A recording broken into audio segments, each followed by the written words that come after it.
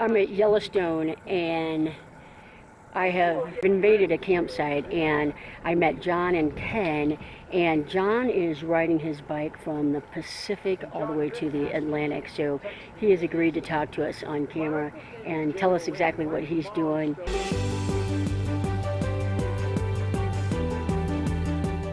Awesome. So John has agreed to talk to us on camera. And John, tell us what it is that you're doing and why you're doing it. In the short story is I'm finishing my third trip across the United States.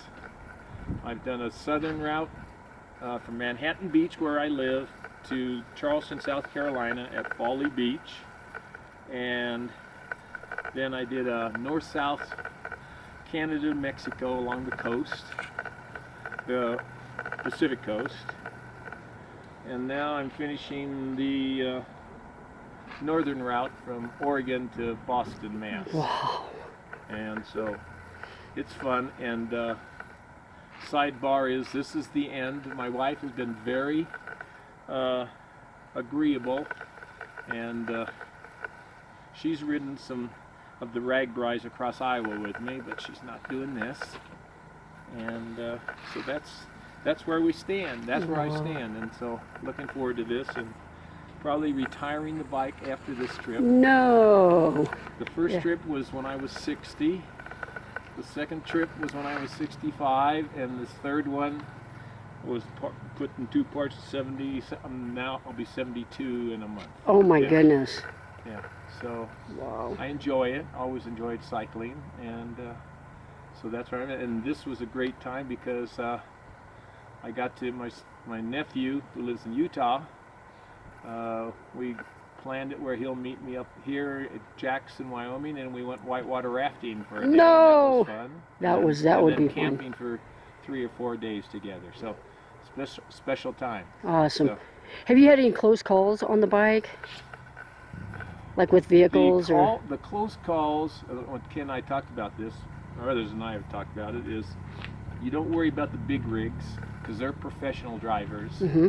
You worry about the recreational RV vacationers because they're not skilled. Right. Okay? Right. They don't know their rig that well. They don't know spaces. So that's where the close calls come. Mm-hmm. You know, all of a sudden I'll see something relatively close to me. Yeah. Wow. Yeah. Wow. But you do what you know. And you're carrying everything on your bike? Right. Right. I'm gonna walk around and look at your bike here. You got, okay. How much does your bike weigh, do you know? Bike and gear, 75 pounds. 75 pounds. Wow. And everything that you need is attached to your bike. Everything. That is awesome. And only what I need. Oh, it's a Trek. I have a Trek. Trek 520, an excellent touring bike. Yeah. I recommend it. Yeah. And then I designed the bags that are on the handlebar and the one in the triangle. You made those? I designed them and built them. I love sewing and this one here. Yeah. Yeah. And so those fit in there, and that sort of balances the weight. Oh, so gotcha. Not all on the back. That's easy to get to too, huh? Yeah. Some people use panniers in the front, but I don't like the way it handles. Affects the front wheel. So you started in Oregon? Yeah. And you're going to Minnesota because you've already done the other half. Minneapolis, Minnesota, because the first section, which is really the end of it, was done 2 years ago actually, because the big fires in Oregon, eastern Oregon, stopped me, so I had to go home and then fly to Minnesota, and so now I'm picking up the thing in the middle. So it's a 2-part trip, different than the others, but. And you said you average about 75 miles a day or so? Closer to 70. Well, the first trip was 75 miles a day. Yeah. Wow. But this is the hills here and vacation in Yellowstone. I'm doing a little less, but yeah. But typically about 70. The first 5 days I've averaged 71 miles. Yeah, I noticed. And so anyway, that's about how I liked it. It's further than I suggest, but I've been an avid cyclist forever since. I guess if you 3 times. Yeah, since 1960 I was even racing. So. Oh wow. So. Yeah. with a road bike, so Yeah. and, which I do many days a week at home right now. So anyway, so that's my story. I love cycling. Wow. And the first 2 rides were sort of special because I did them as pledge rides for our local school. Oh. So I got about $20,000 for our schools on the first one and $10,000 on the second one. Great. So, And that goes to the local schools where you live? yeah, it goes to our local schools. Oh, nice. And I took not a penny from the pledges.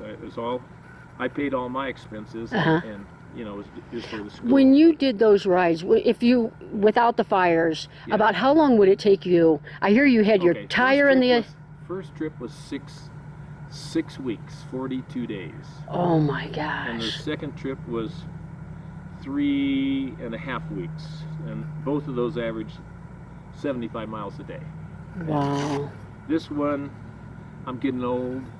No, yeah. I'm getting older, and so this is a little less, closer to 70. What an experience. How awesome is this? Yeah.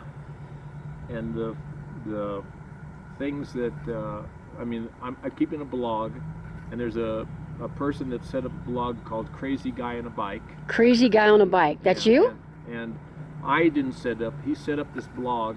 He set up a website for anyone who wants to create their own blog. So mine is crazyguyanabike.com/doc/ride for MBEF, Manhattan Beach Education Foundation. So we'll check that out. Yeah. So if you want, you can, on your screen there. Yeah. Let's see, where is the quickest way to find one? Yeah.